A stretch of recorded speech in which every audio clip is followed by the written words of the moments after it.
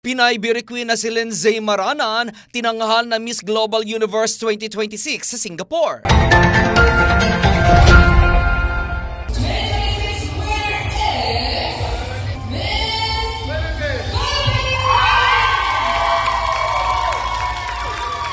Isa na namang Pinay ang nagbigay ng karangalan sa bansa matapos na mapanalunan ng ipinadalang candidate ng Mutya ng Pilipinas na si Lindsay Maranan ang corona sa katatapos lamang na Miss Global Universe 2026. Sa nasabing pageant na ginanap sa Singapore noong July 11, 2026, dinumina nga ng Pinay Beauty Queen ang international pageant stage nang talunin nito ang mga equally beautiful candidates sa nasabing pageant. Sa kanyang Facebook account, sinabi ni Lindsay ang mga katagang, "My heart is so grateful and I'm still in awe of this blessing." Agad ding nagpasalamat ang Pinay Beauty Queen sa mga sumuporta sa kanya naging laban, partikular na sa Mutya ng Pilipinas na nagbigay ng tiwala sa kanya.